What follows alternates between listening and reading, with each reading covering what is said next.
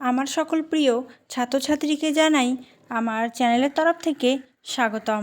তো স্টুডেন্ট, আজকে আমি আলোচনা করব তোমরা যারা কোচবিহার পঞ্চানন বর্মা ইউনিভার্সিটির আন্ডারে পড়াশোনা করছো, তোমাদের সিবিসিএস 6 সেমিস্টারের স্টুডেন্ট যারা আছো, তোমাদের যাদের রয়েছে ডিএসই সোশিওলজি, তোমাদের জন্য আজকের এই ভিডিওটি। তো ভিডিওটি শেষ পর্যন্ত দেখার অনুরোধ করছি, তাহলে খুব সুন্দর করে বিষয়টি বুঝতে পারবে এবং কিছু গুরুত্বপূর্ণ তথ্য তোমাদের কাছে শেয়ার করার আছে। তো তার জন্য অবশ্যই ভিডিওটি শেষ পর্যন্ত দেখতে থাকো। তো দেখো, তোমাদের পরীক্ষার বেশি দিন নেই, 1 মাসেরও কম রয়েছে, শুধুমাত্র 19 থেকে 20 দিন মতো রয়েছে। তো এর মধ্যে কিন্তু টোটাল যে সিলেবাসটা সেটা কিন্তু কভার আপ করতে হবে।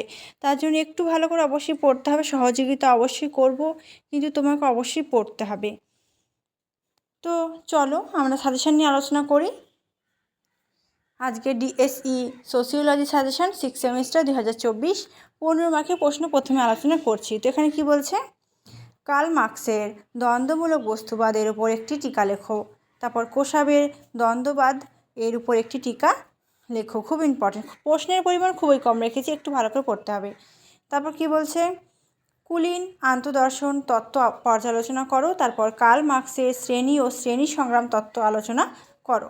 নেক্সট, প্রতীকী মিথস্ক্রিয়াবাদী তত্ত্ব, মিড ও ব্লুমারের অবদান। এবার আমরা সরাসরি যাব 10 মার্কের প্রশ্নের দিকে, তো দেখতে থাকো। দেখো, এবার 10 নম্বরে প্রশ্ন খুব কম রেখেছি, যেহেতু 15 মার্কে কিছুটা পরিমাণ প্রশ্ন বেশি আছে, তো সেখান থেকে কমন পেয়ে যাবে, সেটা তোমাদের চিন্তার কোনো ব্যাপার না।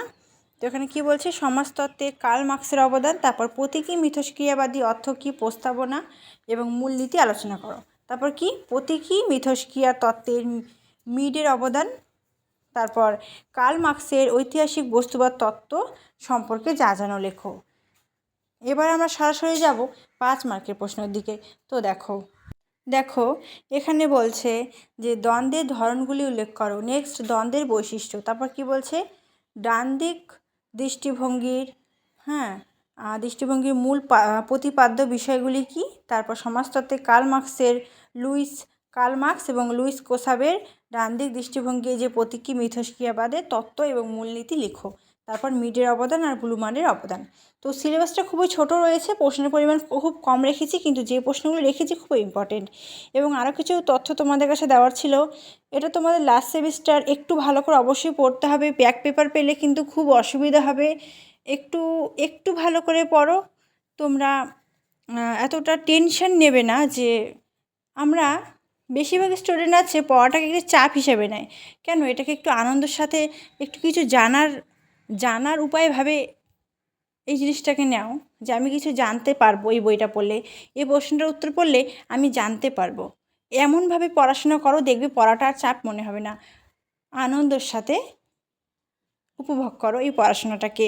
তো আমরা রয়েছি পাশে সর্বদা, এবং কোন সাবজেক্টে সাজেশন চাও সেটাও কিন্তু কমেন্ট করে অবশ্যই জানাবে। Thanks for watching. After all, thank you সকলকে।